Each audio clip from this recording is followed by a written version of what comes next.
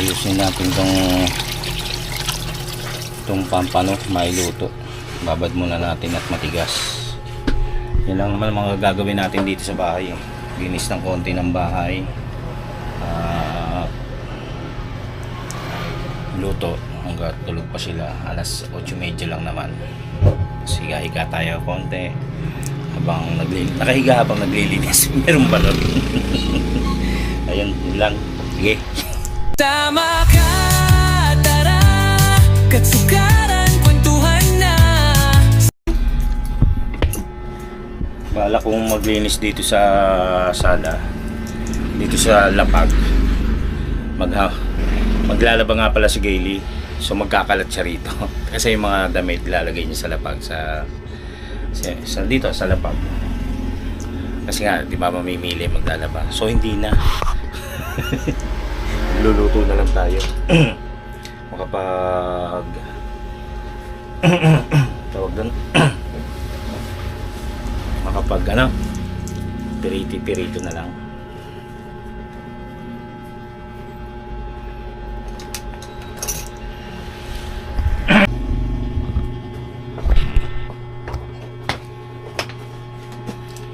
Kanina maganda panahon, no? Umaambon. Ang tigas. Ano ko may ayusin?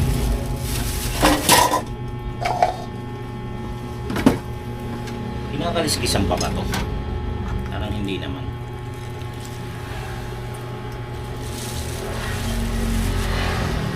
Tingnan natin. Parang kinakaliskisan pa. Kaliskisan na natin para sure.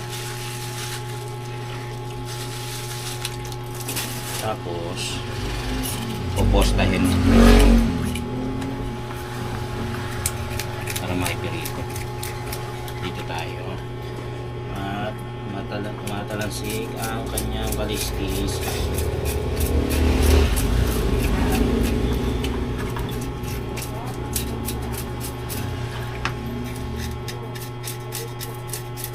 Nandun ko dapat sa palengke, doon ko pa poposta. Sabi ko ako na lang. Bala ko isigang sa miso, kaya lang pipirito ko na lang.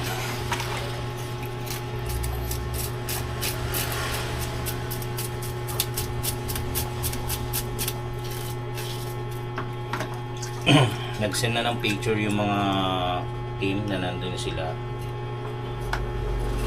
Hindi kayo dyan.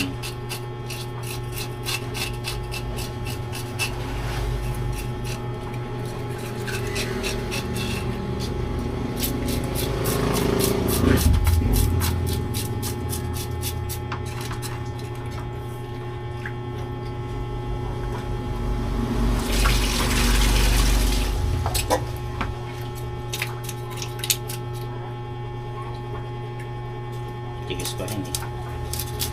So wala pa tayong kutsilyo. Ito lang ang kutsilyo natin. Matagal na to.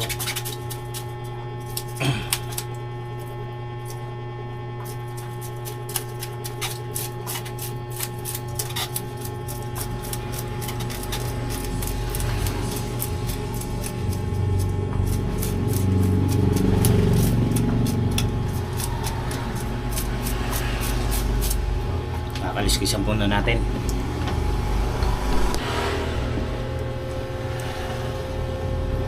Okay na. Nakaliskisan na natin. Kaya na lang. Pinito ko na lang kaya ng buong ganito. Kaso walang hindi kasi sa kawali. Hiwa-hiwain natin yan.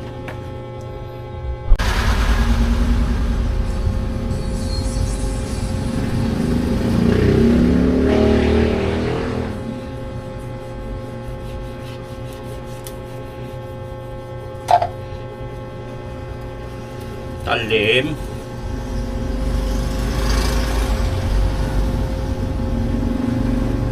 Dalawang hiwa na lang kaya.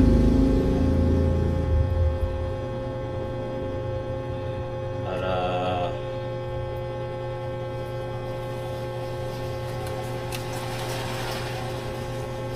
pirito na lang natin. Nagyayelo pa.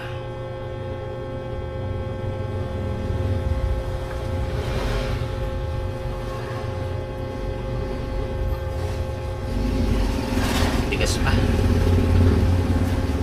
Anuhan lang natin. Ilitan. Tapos ibabad muli natin sa tubig para lumambot.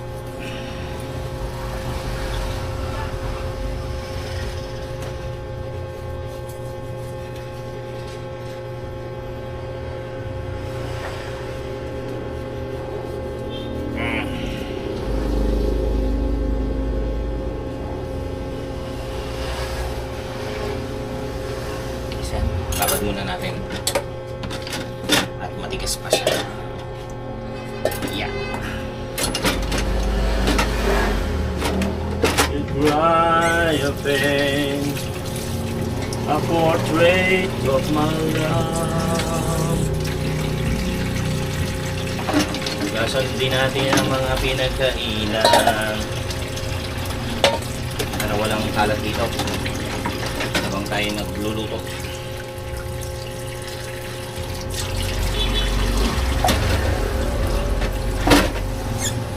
Gasan muna natin itong mga to. Yan ang ating mga gawain.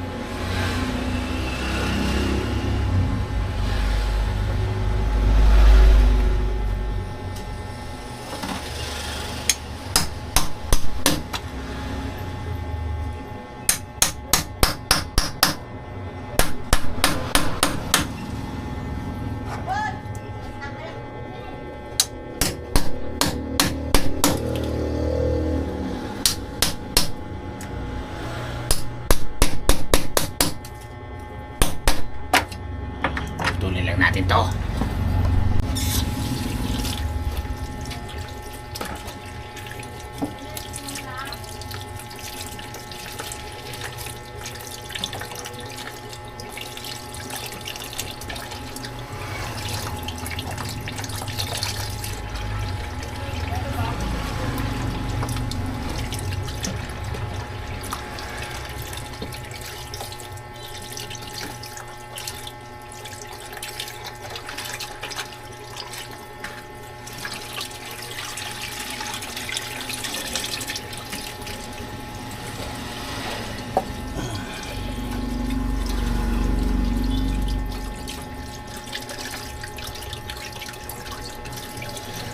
Katakot-takot na hugas na to. Hindi niyo pala kita.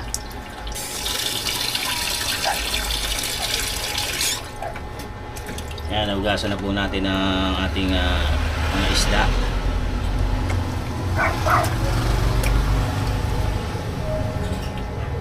Lagyan na lang po natin ang asin or magic sarap.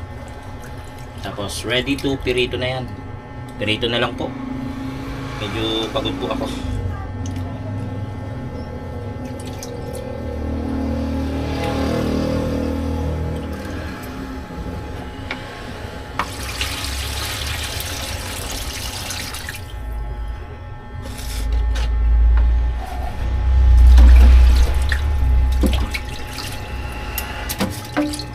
Linisin din natin ang ating mga pinagkamitan.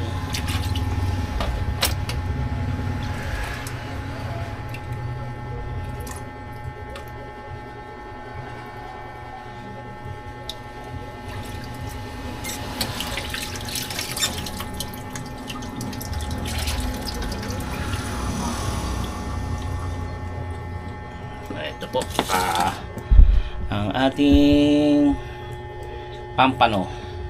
Dami na yan, hanggang gabi na ho yan. Naiulam na namin to hanggang gabi. Total, pirito naman lagi si Riley. Kaya ayos na yan. Masarap na, ano naman to, isda. Saka ang lalawak na lang, magpapasarap na lang dito ay yung sausawan. Nagawa tayo sausawan na masarap.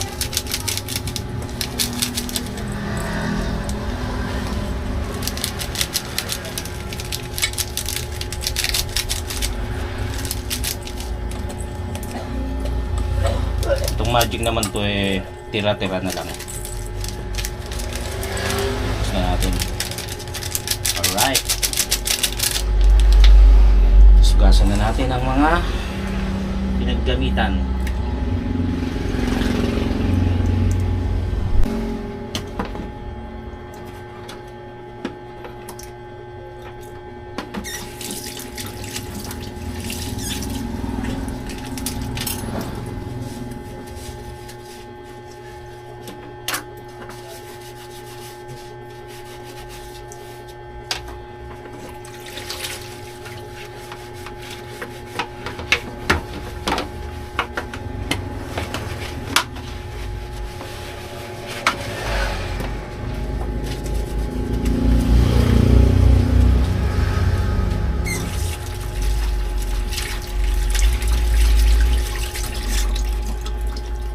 Okay. Sige, gising na. Hi ka naman. Hi. Kain po tayo. Pabili lang ako kusuman dahil nga di ba tayo nag-aalmusal. 10:20 na pala. Nalibang tayo sa paglilinis ng motor tsaka sa paggawa ng isda. Suman. Nalas ko yung mga unicorn. Kain po muna tayo. Subo nga. Sumasubukan kita. Para malaman na lang tayo. Oh.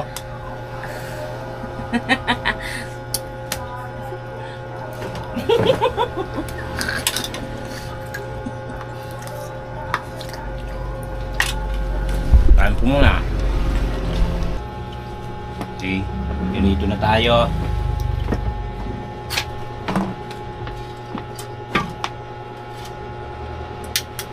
Pirito ko na ho itong ating ulam. Kaya pala hindi nagsaing dahil meron pa pala tayong mga lamig. So isasangag ko na lang para yun na lang kakainin namin. Ano ba yung mga nakakalat? Nararaming ba yan? Maglalaba ka, di ba? Yan. Lalagyan lang natin ang ating mantika sa lalagyan ng mantika. Uy, butas yung mantika mo. Yan. Ito. Tapos po, pipirito ko na po. Pipirito na tayo. Tapos, yun na. Tapos na yun. Ito, marami. Magsasangag, tapos kakain na.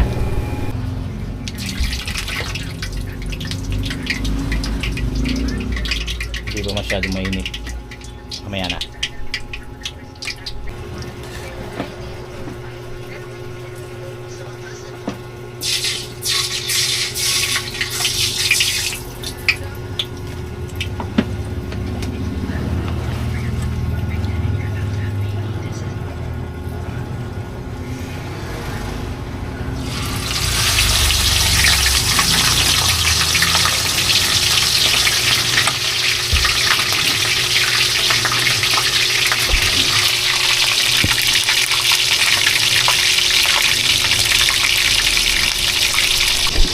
Ayun, Romel.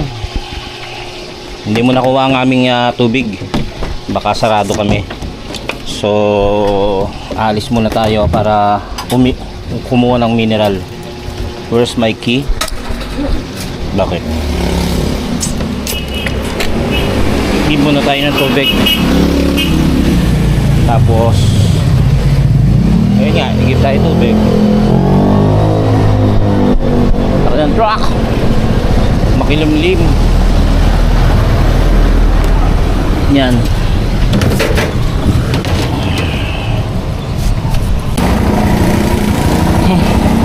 Kainitin muna natin, ilang araw din natin hindi nagamit to dahil nga yung motor ang ating ginagamit. Tapos yung SYM nga pala ni Gailey na nandito na nabaha, pinagawa natin pero marami raw kung kailangan ayusin o palitan, so hindi na rin natin paayos. Bali kinahoy na lang, kakahuyin na lang. Kumbaga kung meron may gusto, ipopost ko po kung sino may gusto nung ganyang pyesa, ganyan pagbebenta na lang natin. Total di rin naman maasikaso, sayang lang. Kapagawa ko gagastos ng medyo malaki-laki, tapos hindi naman magagamit din, so inano ko na lang, sabi ko pyesa na lang.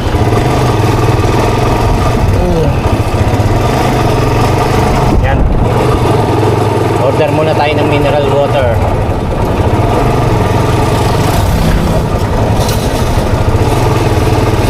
Tapos mabuguhan din tong tricycle dahil maalikabok. Ito muna ang gagamitin natin habang yung ating motor ay nakaparada dahil nilinis ko. Kumbaga pagpahingay naman natin siya.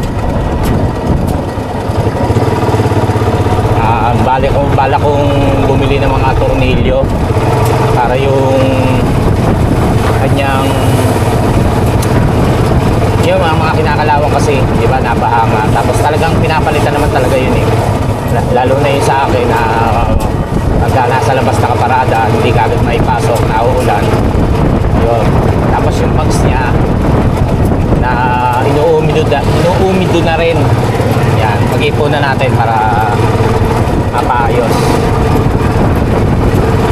Puro stock pa rin yun yung mga motor natin. Okay pa naman.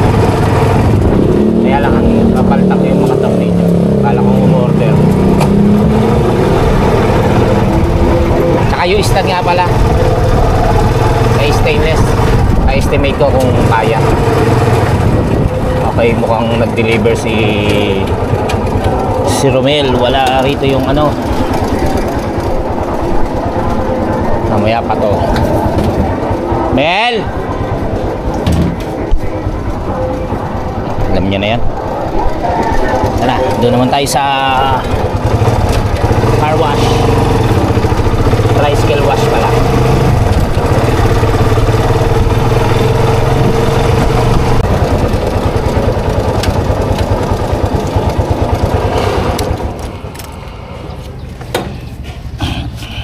Buhusan lang natin ng ano.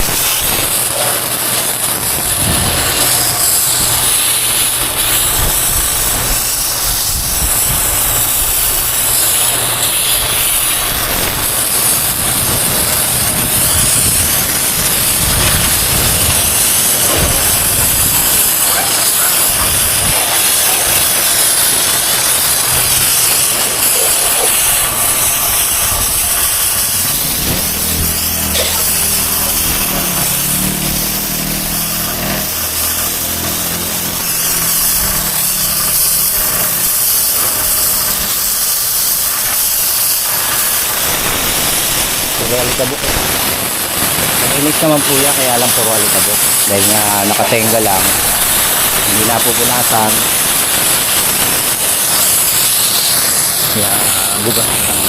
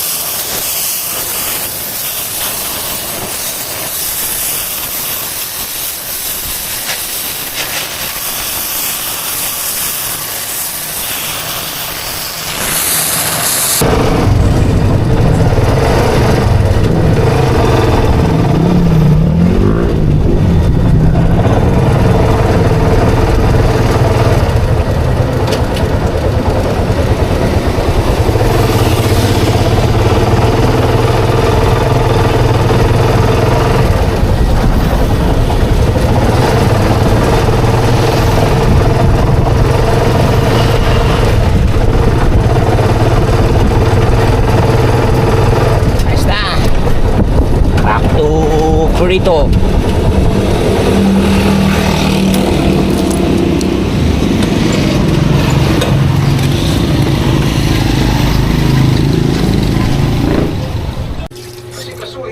Yan, nakapagpirito na po tayo ng 4 na piraso kasama yung ulo, kaya lang nagugutom na po kami ni Kaylee. Alas 12 na. So magsasangag muna ako. Marami kasing kanin eh. Sasangag ko na muna yung lamig kagabi. Tapos tutuloy ko na lang yung pagpirito. Kaya iba naman siyang kabalo.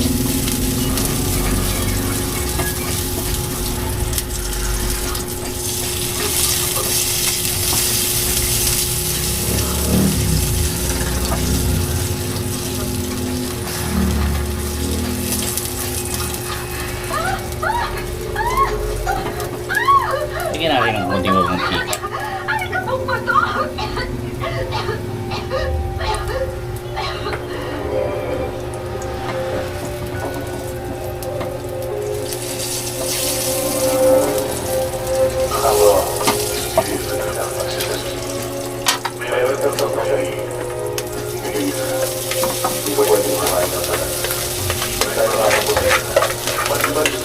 Hinaan mo nga muna yan. Ano? Yok mo. Yan, oh. Sarap. Tapos kain na na. That's it. Kasya kaya sa kanya? Kakasya na yan. Ah, sinangag? Oo. Hindi. Hindi. Kain na Anong oras ako. ba uwi ni Mati? Hindi ko alam. Hindi kasya to. Oh. Yan, tangag na tayo. Yan. Kagaya Bigla mo ako pinuhusan ng yelo. At pagkaya nga ako nang nasabi ko sa inyo, makalat po sa bahay dahil naglalabas si Kaylee. So yun, ito po, alas 12:30 na po ng tanghali at tayo po kakain, tulog na po si Riley. Hanggang dito na lamang po at maraming salamat sa inyong panonood.